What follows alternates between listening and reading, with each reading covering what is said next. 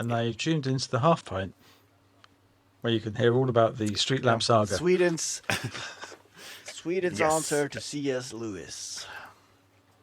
The Narnia continues.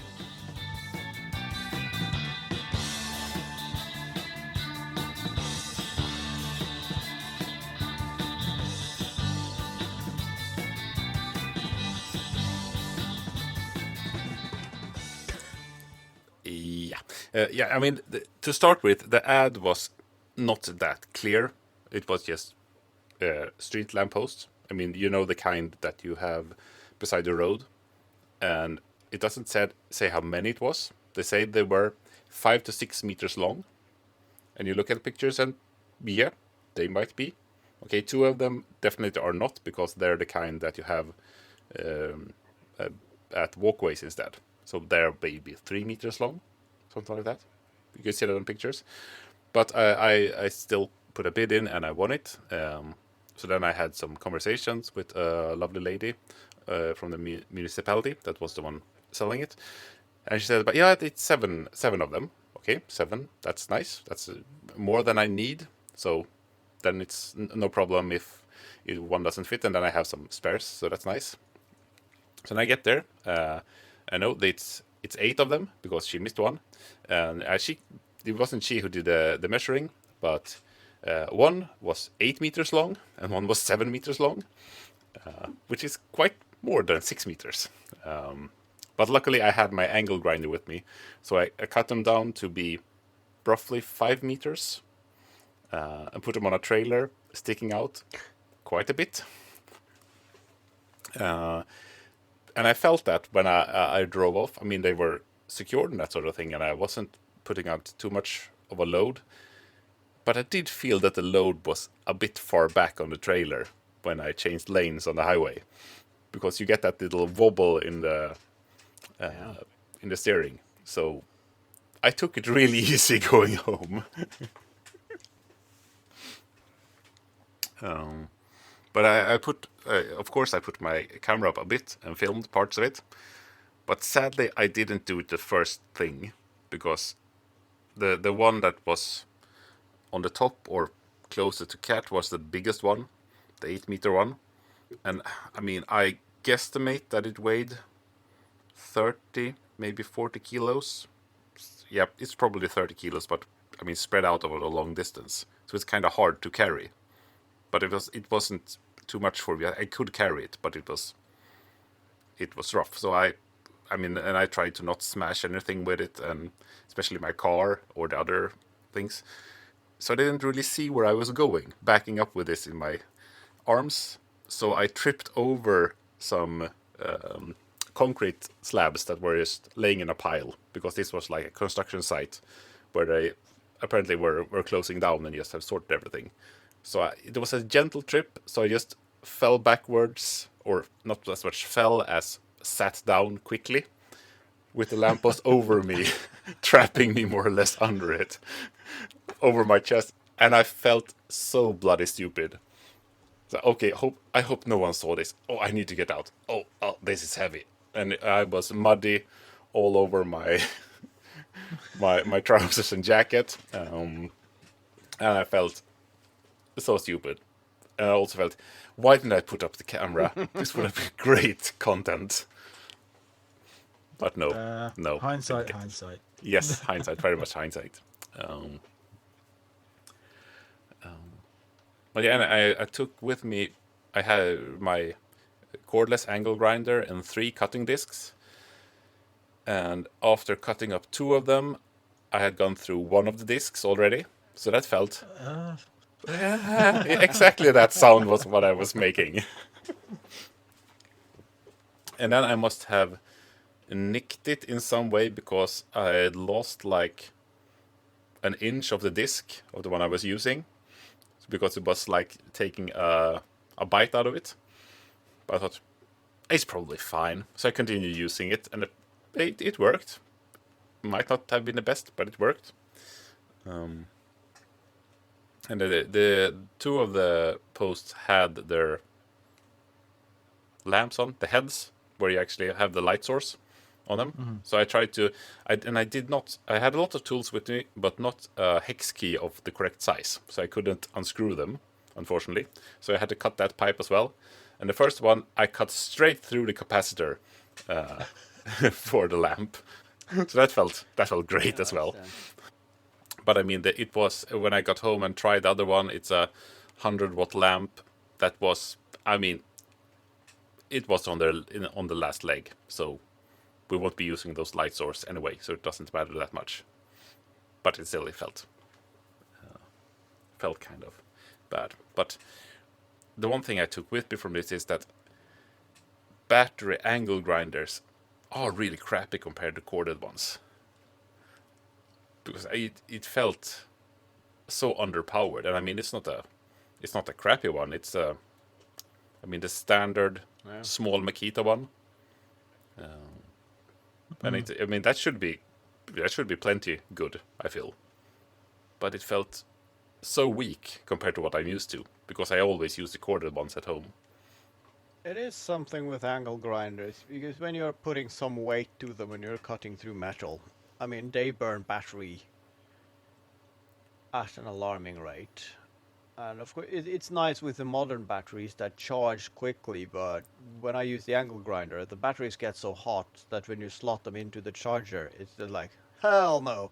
So you need to cool them down first. So I have to have 3 batteries on rotation. So one is in the charger, one I'm using on the angle grinders, one is on cool down cycle.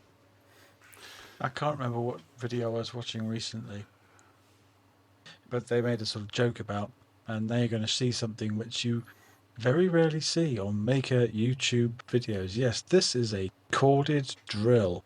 Yes, kids, this is how it used to happen. They were drilling. They were using quite a large auger to put dog holes in their bench top.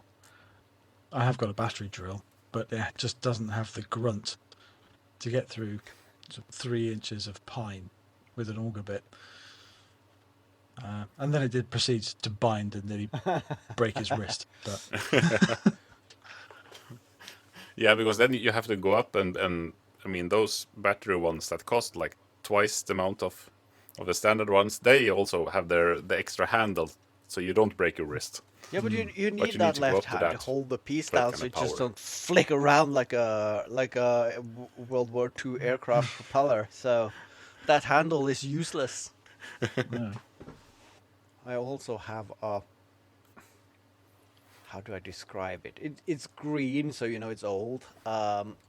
Metal case, but it's like a 90-degree angle for, of course, at that time you didn't have battery powered drill. So it's an attachment for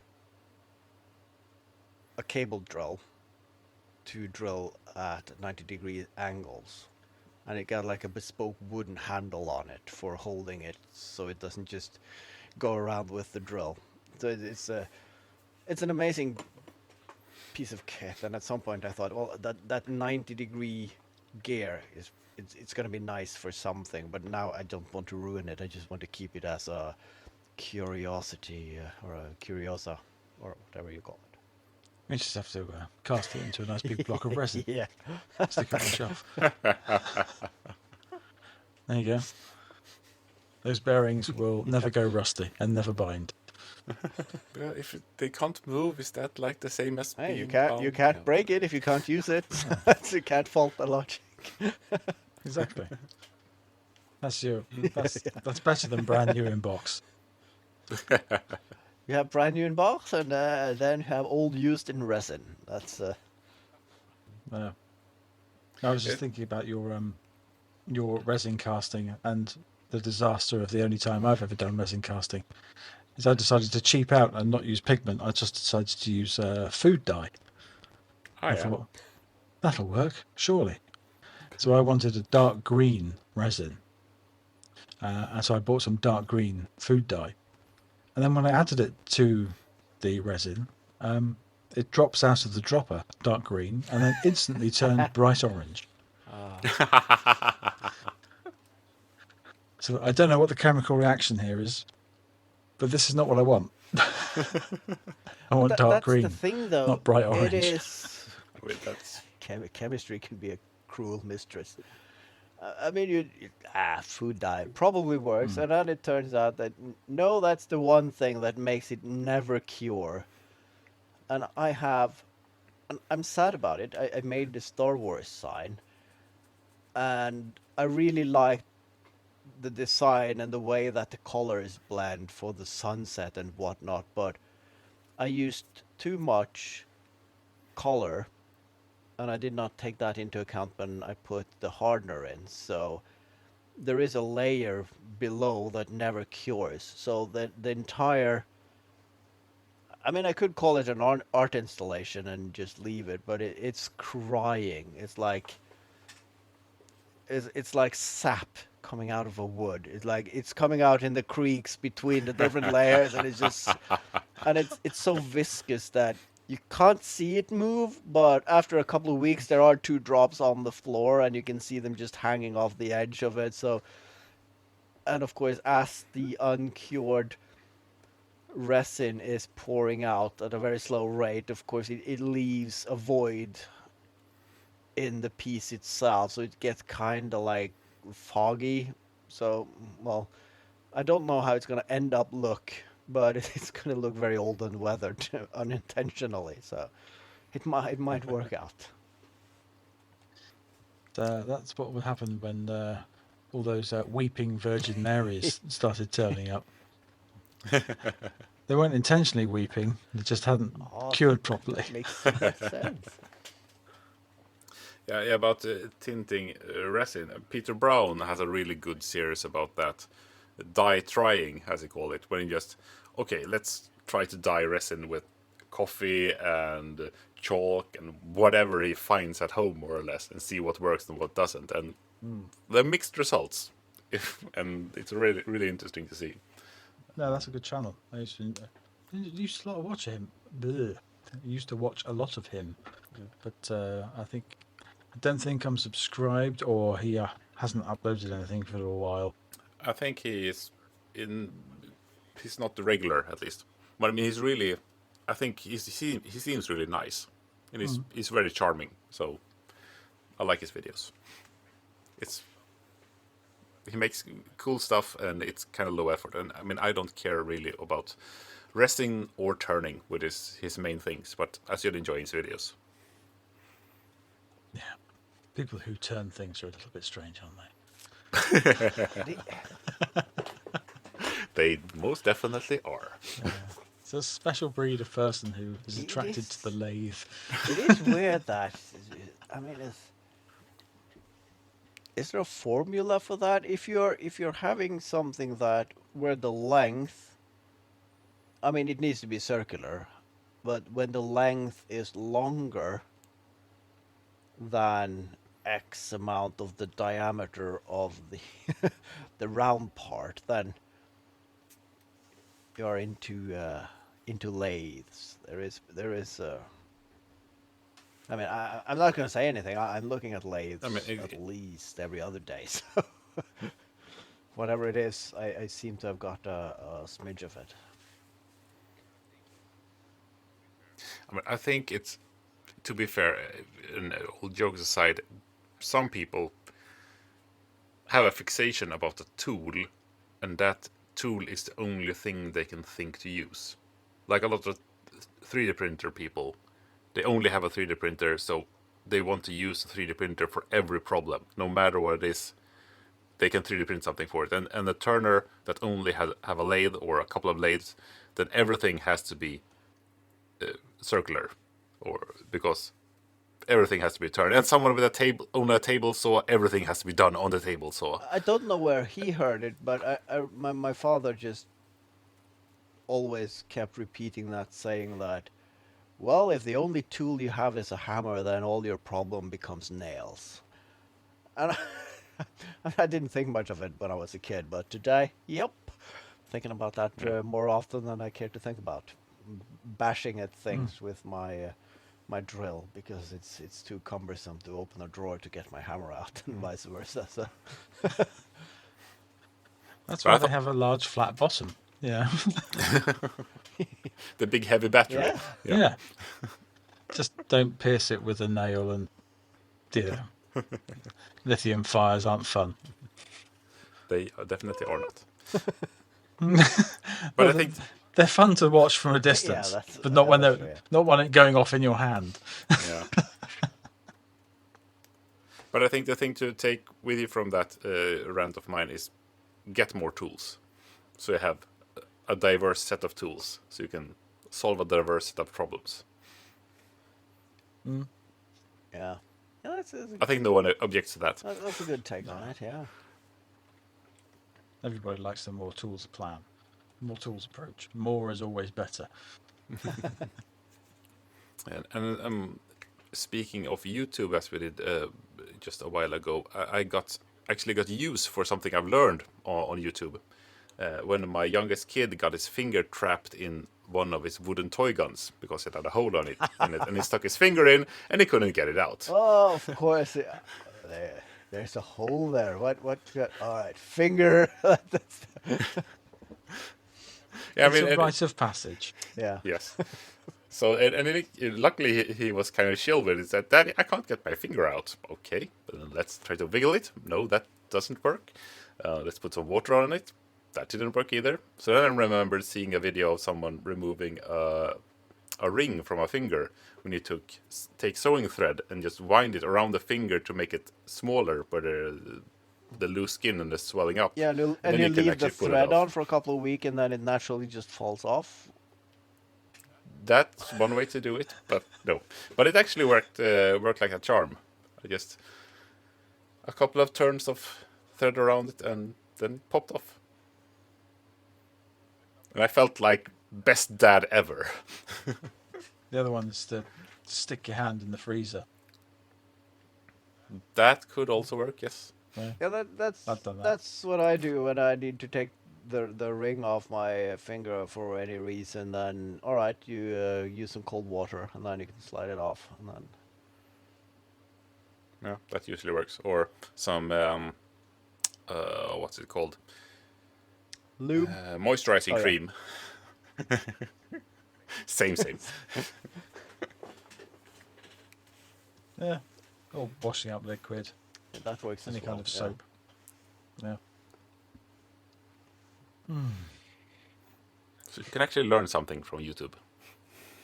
I've learned a lot of things from YouTube. But I've also wasted a lot of time on YouTube. that's the thing, though. I mean, you can learn a lot of shit, but it's hard to finding that amongst all the other shit. I was looking for something today, and I found a video and like, nope, this is just some AI spew content. I just realized that this is not going to give me answers to anything useful, and it is annoying trying to find something that's interesting to watch. It seems to. I feel more and more like a blind chicken looking for corn. All right, let's do a complete 90-degree turn. Is since it's the New Year's, isn't it? When this episode comes out, is it? No, this No, comes out on it's, New Year's in- Eve. All right, so No, the day before. But it's a couple of days off. Yes. God damn it, can never get this time right. Anyhow, You can always have a calendar. yeah. Does it have AM PM as well?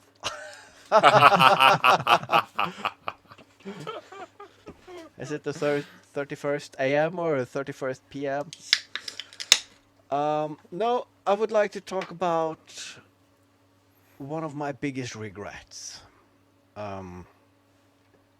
Being the half pint, of course, I've been googling some things, and then I stumbled over something, which is a small 1/18th scale fire hydrant.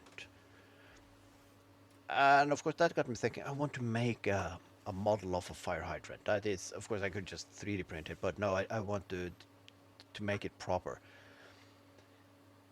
But I remember me and the wife. I think it was before our first kid was 1 year. We went to the United States of Delusion by this time, but.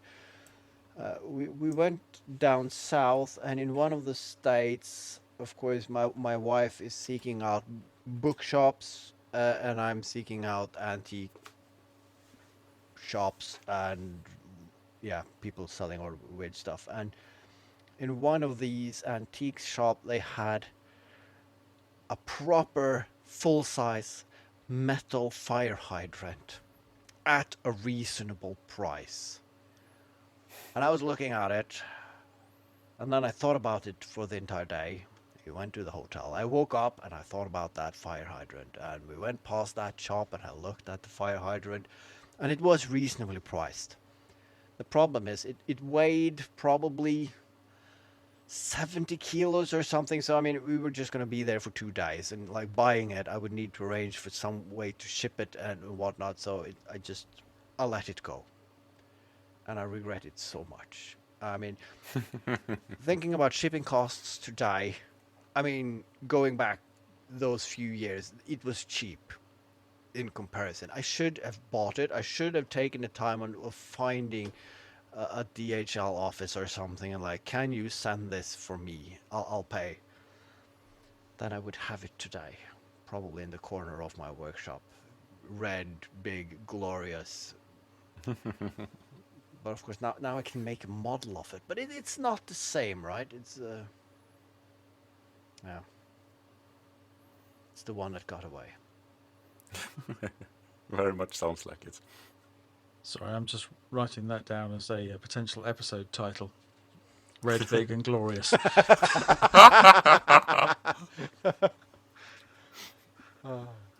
Red, big, and glorious. And then in parentheses, the one that got away. Oh, if we're talking about ones that got away.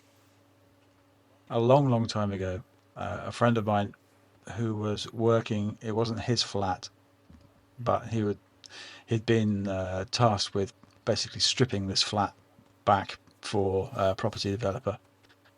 And he said, there's a load of really old, horrible 1960s like modular shelves, which later transpired was a whole wall of Vitsoe 606 modular system, which is very expensive even today, and the vintage stuff is even more expensive again. And he said, if you can just take it away, you can have it, because I just need to get this gone. And at the time I was living with Mrs. Things in our first flat, which is a tiny 1-bedroom flat in a converted house with no outside space, nowhere to put a shed because we're on the first floor. And I just had to say no, I can't take it. I'm so pissed off at that now. If someone offers you a whole wall of Vitsoe 606, it was probably worth at the time very little, but at now that sort of stuff you're probably looking at several £1,000s, Yeah. tens of thousands of pounds. And I could have had a whole room full of it for free, for nothing. But I didn't. Oh yeah, it's one of those. It's like the alpha system, but good looking. It's not similar. It's not the same as ladder axe, but that same sort of. The principle is the same, but it Yeah. is. I can see why this cost money. Can't save everything. You can try, and that's when you end up with a garage so chock-a-block full of shit. Yeah. I must admit, I found it vastly interesting. We touched upon this subject on a very early episode, I think. A previous colleague of mine, he had 2 chairs. Some metal tubing with some proper leather on them, and he asked me, what do you think about my chairs? It was in his office. Yeah, really old, good, and vintage. And yeah, he got them when they refurbished the local police office. So if you turned them around, they had the official police insignia and whatnot. And yeah, really cool. So he brought them to his office because his wife has put her foot down because he can't bring any more shit to his house. And the solution he had to that is that 2 hours away from Oslo, where he lives, the housing towards the Swedish border is very cheap. So he just bought a second house that had a barn to put stuff in because he can't throw As you away. do. And his wife said, "You're not bringing that into it. It's either that or it's a divorce." So he thought, I don't want a divorce, so I'll buy a very inexpensive house to just keep things in. So sometimes he just drives for an hour and a half because he has a house where he has shit in. Then he brings something out and work on something and basically just stores something else that he found, and then he drives back home. That's the hardcore man cave. Different house in a different county.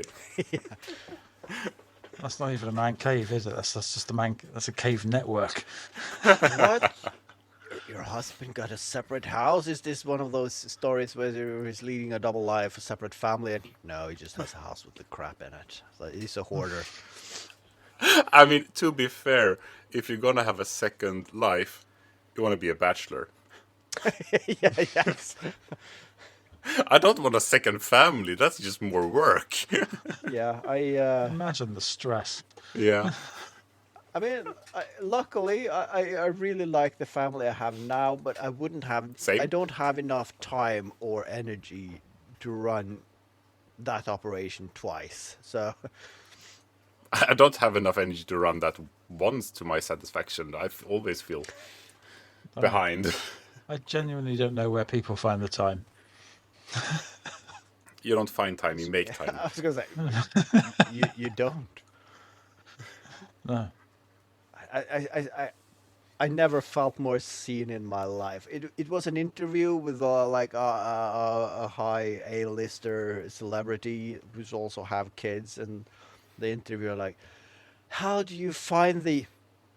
I don't. Like, how do you get enough? I don't. It's chaos. I'm sleep deprived, anxiety, depression. Like it's a total strain on you as a human being. Like it's just totally out about it. Yep, makes sense. So, Haavard, I know a lot, some, at least one listener, perhaps, eventually, is wondering what happened with the Christmas Kahoot that you talked about in the last episode. Oh Oh yeah, yeah. I forgot about that. Or did I? I just suppressed it. No, it was a success. People really loved it. And it was. I realized that some of the questions were rather difficult. Also, the ones that I made that I knew nobody knew the answers to because I had like a quizmasters section where I only asked question about myself. So I outed the YouTube channel. Did not get a subscriber out of it. So I did not even get a view on any of the videos that I hinted about. So yeah, a bit disappointed in that. No. Um, but yeah, people really liked it and they really want more. I also made some gifts for the first through third place, which I shipped in the mail. So yeah, That was really exclusive. yeah, yeah. I made sure to emphasize that the next one will not have gifts at this level because I mean if they pay me. If I can use company time making stuff, then of course there can be prices. But yeah, but I mean the Christmas Kahoot is something special. But yeah, people liked it, and people called me up afterwards to say that they really appreciated this. So either I'm good at Kahoot, or people were really deprived of something fun at work. Most maybe I, A a combination, I would combination think, yes. I can hope for at best. Maybe I don't know, but yeah.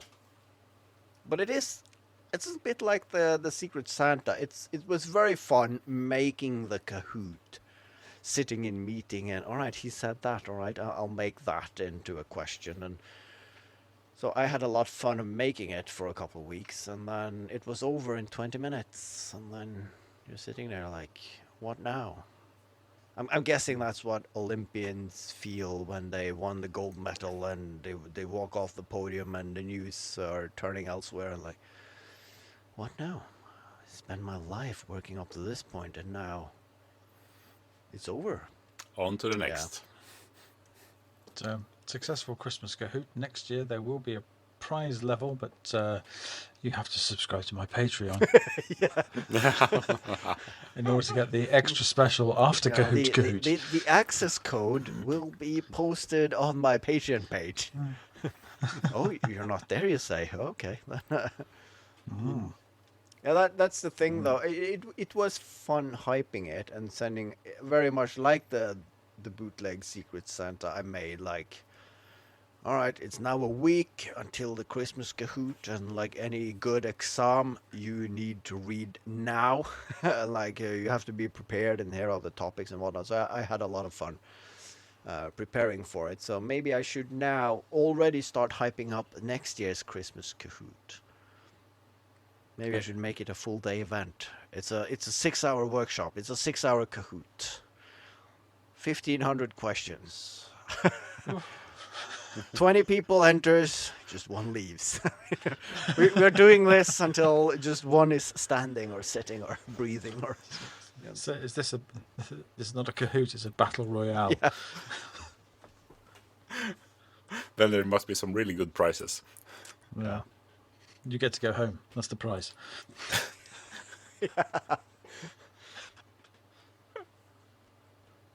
You know, that's the thing though, because of course I wouldn't sell a vacation days, but in Norway you can't transfer vacation days between employees. But some people just have vacation days left over every year. And like, all right, I'm transferring the maximum limit, but I still have vacation days that I'm forced to take. I don't even grasp that concept, but then they could sell them, and then you can use like, yeah, if you win the Kahoot, you get a week off. That would really make people stepping up their games, I feel. I'm sure there are laws against this, having a gambling function to vacation. Either you can have the 25 days vacation, or you can have the 20 days guaranteed, but you could also win 10 more. Yeah. You can gamble it all. No, but Do you want to stick or Oh, yeah. twist? no, we are. Double or nothing. Or you can do as any lottery. I mean, we are 40 people participating. Everyone is giving away 1 hour of vacation time. That's 1 work week. Or if everyone gives away 1 vacation day, that's 40. That's a month off. Now that's a price that people are like. That is a good price, and it's not that expensive to enter either. No, but it's still the odds are low, That's but so it's good. better Ooh. than the lottery though. It's like a 1/40th chance of getting a month off.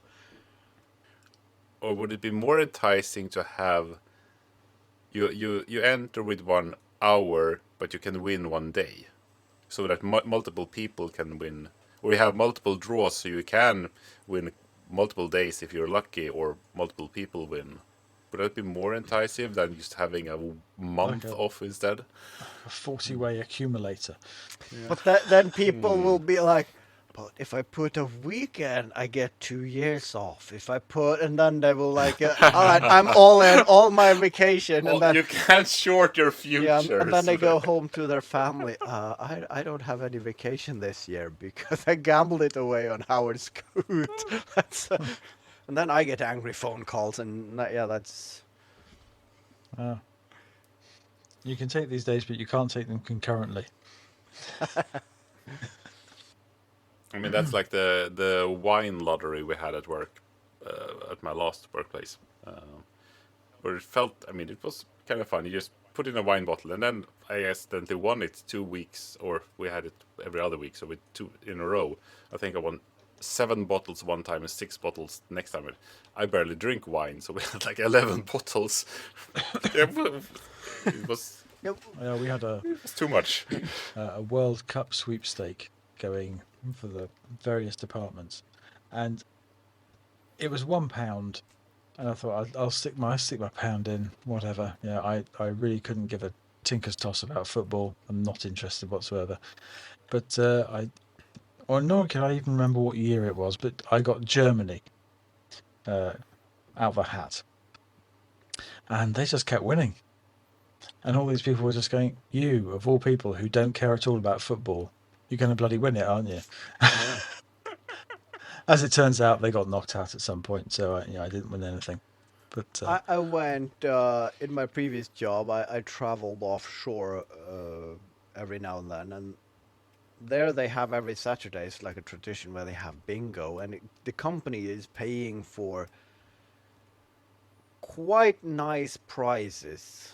And I didn't work for any of the companies on a fixed rotation, so I was just one of those who were there for like 4 days to do a job, and then I went off again. And I was there for a Saturday. I'm like, all right, I'll join the bingo, and I won first, second, and third prize, and people were giving me the looks.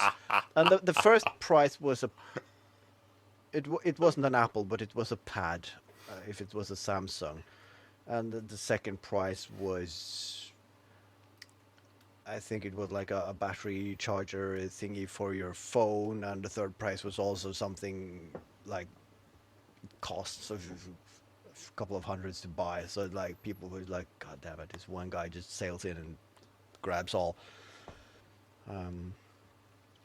But yeah. But it got me thinking though, the Kahoot thing. Doing it on a Teams chat, it works perfectly fine. And that got me thinking though, then you could very much do it on a WhatsApp call. And we had the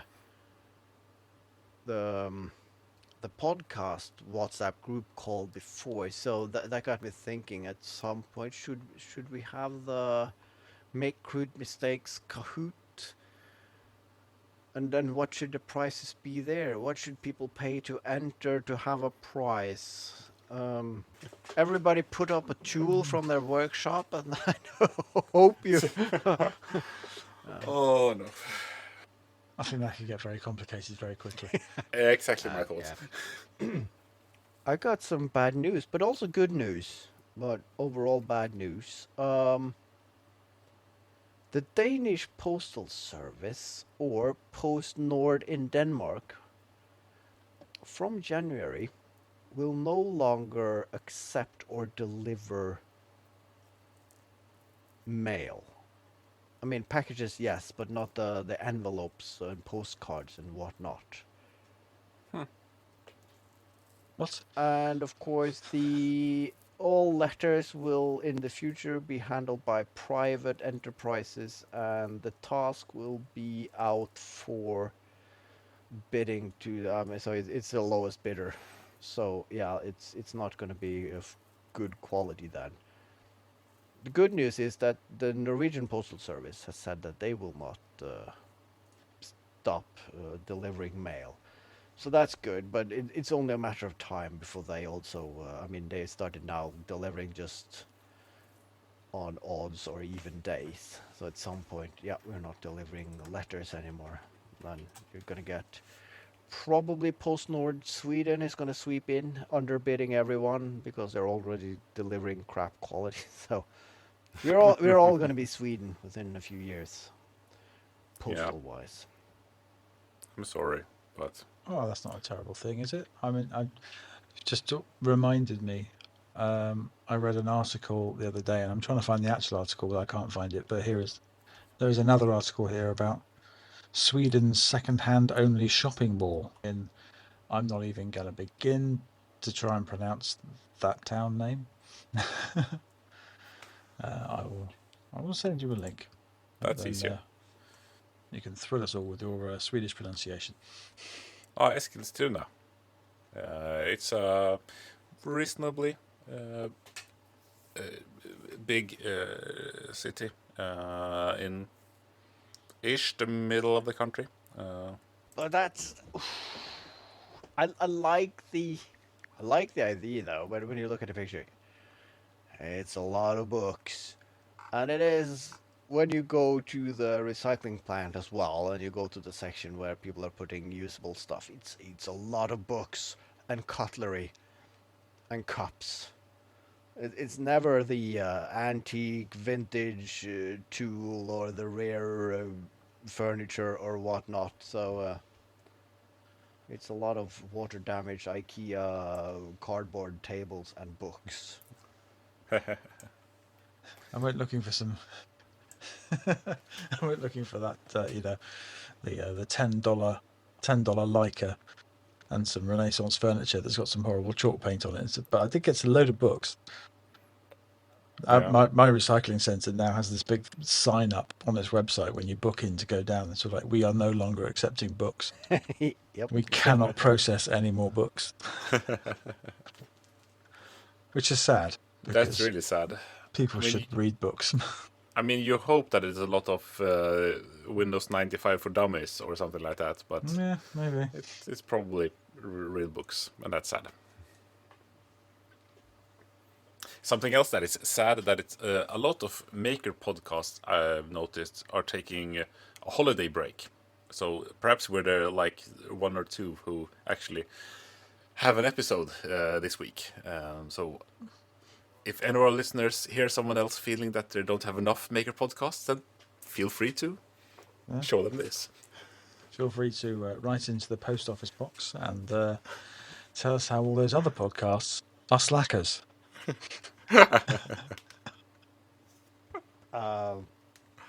Speaking of that, I just, out of curiosity, I went to the online marketplace and searched for the Norwegian Postal Service.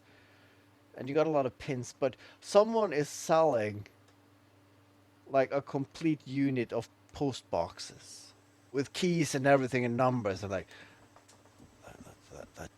that could store some tools, couldn't it? It's like, it's not, I mean, I could get it on my trailer if my car worked, but it's like £50 for a metal unit of like, yes, it is fantastic. Do you imagine this that you're putting these up around the town? So you have tool stashes all around if you need anything. Yeah, like an emergency stash, like a squirrel burying tools around in case you need it. Yeah, Exactly. I mean, if you free up space in the workshop, that's good. Yeah. I'm just trying to find an article now. You're talking about post boxes. It was on Messy Nessie a while ago now, so I'm probably not going to be able to find it. There's this whole series of photographs of someone who's taken of Parisian post boxes, like modernist Parisian post boxes, and just some of the designs are just extraordinary. Just for post office, post boxes for like apartment buildings. Yeah. Some of them are. So you even get them in brass. They're like fantastic. Built into some of them, you feel like they started with that, and then they built a marble building around it. I mean, they had pride in the postal service at some point. Yes, this is it. Oh, yeah. Another link, inbound, is item number 2 on the Things I Found on the Internet Today, volume 580. All right, clicking messynessie.com. That's a interesting cabinet of curiosities. All right. Mistletoe sellers in Paris, 1928. Okay. Ooh, that's very 70s. Like veneered mahogany, odd shape with the wall panels in the back there. Oh, it's fantastic. Yeah, it's fantastic. The last one was really nice as well. There will be a link in the description. Oh, there are more of them. Episode. I just saw the first. Oh God, damn it! Oh. As always, so just swipe in your podcast player, and there should be a link for you to click. Dear listener. Oh, the circular. Yeah, this is where I really realized that my house is not big enough. big enough. I mean, I could have a 70s styles room postal theme, but we don't have enough separate rooms for me to make that fly with the wife. So Yeah, they Okay, have thank some. you for listening to this episode of the podcast where three people look at a website. Yeah, I mean, you should go and look at this website as well because I mean, here this feels like a nicer way to spend your time than just doom scrolling Oh, on whatever absolutely. social media you prefer. yeah, you can listen to us just doom scroll for you, and then you can just lean back and relax.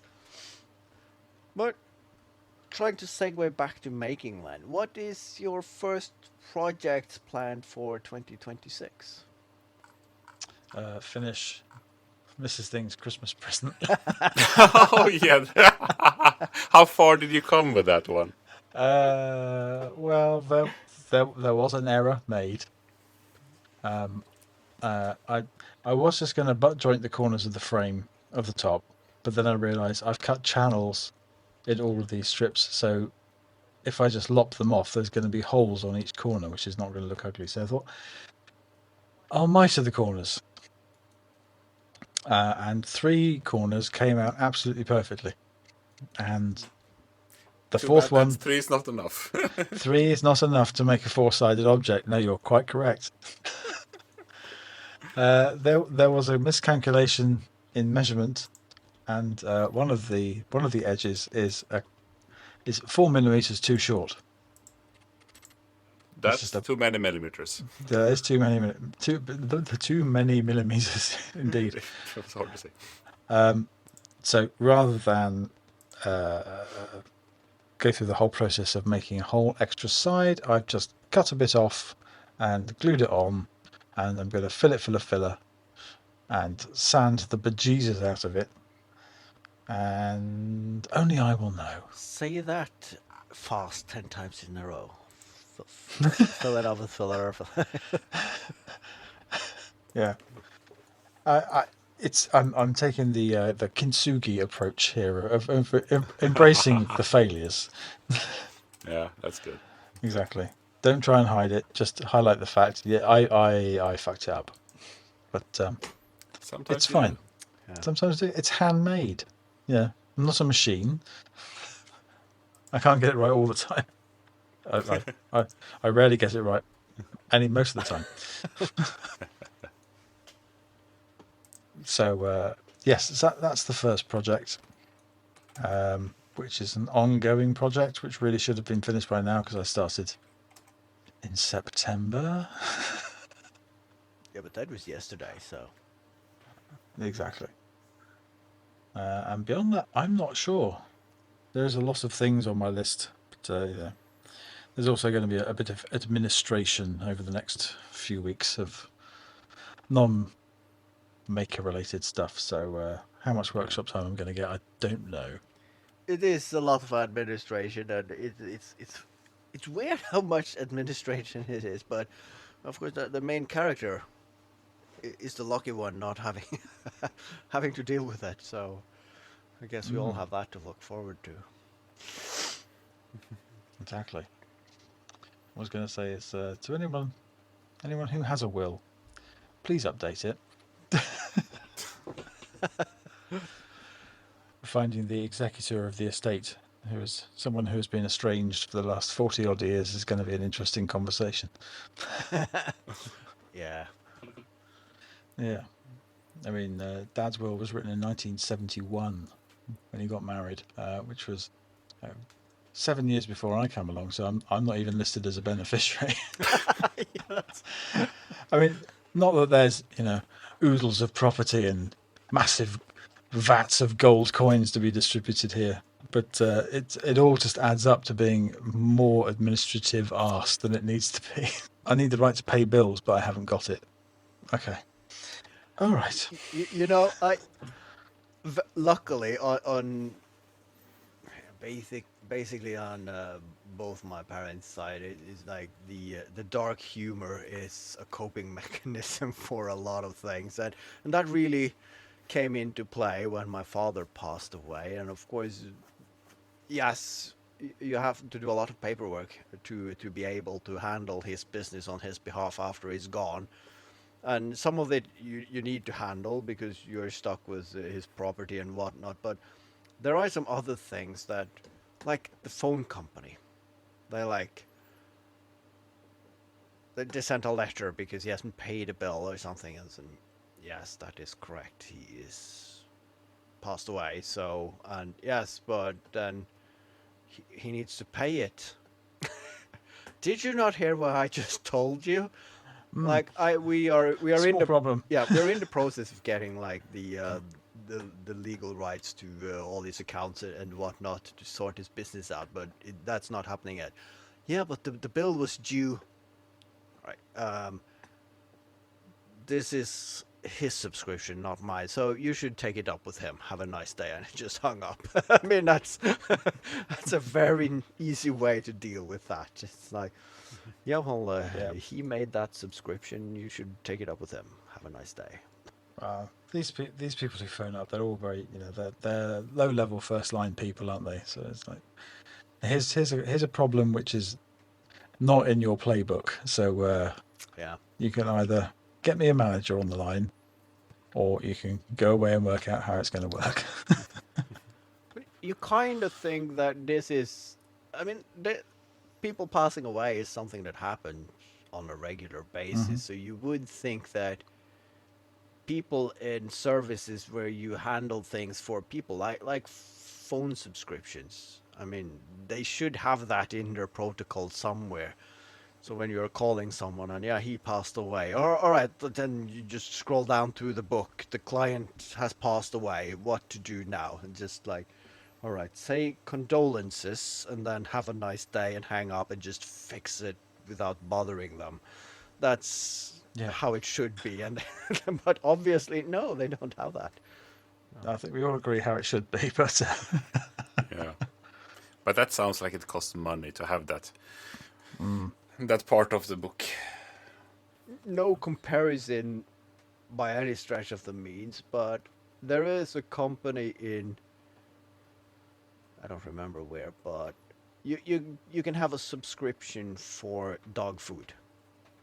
And of course, pets in general have a shorter lifespan, so of course at some point you will lose your pet, and then when you then send them, like of course you get them, you have settled everything and you said goodbye to your pet, and then suddenly you get food on the door, and that is a blow to someone because it's a reminder, and then yes, you have to call and tell them, and then of course what they do then is like, all right, that bag is on us. Just give it to your neighbor or anyone with a pet. Don't think about the charge, and then they send you flowers and condolences for the loss of your pet. That is something that they have in their systems, and that means that the client gets a good relationship with you as a company. So of course, and people who have pets, they get new pets, and then they will return to you because you are a decent human being. And it doesn't cost you anything to be a decent human being in a lot of cases, but corporates seems to forget that at some point. And it's like, it's not the end of the world. It's a phone subscription. If someone says that the person died, then you just say condolences and you fix it, and then if it turns out that something was wrong, you can just say, well, that's on us, but we just canceled that subscription. Now what's the worst that can happen? So yeah. Well, thank you for listening to the Grief podcast.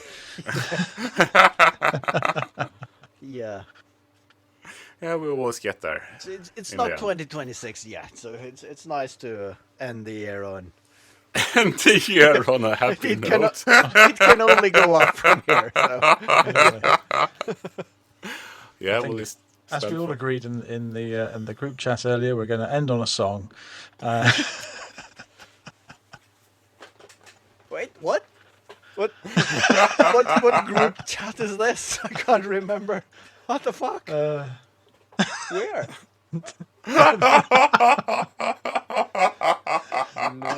No. I can't see any How to nerd snipe Haavard. Oh yes, yeah. Oh, have a lovely New Year's, everyone.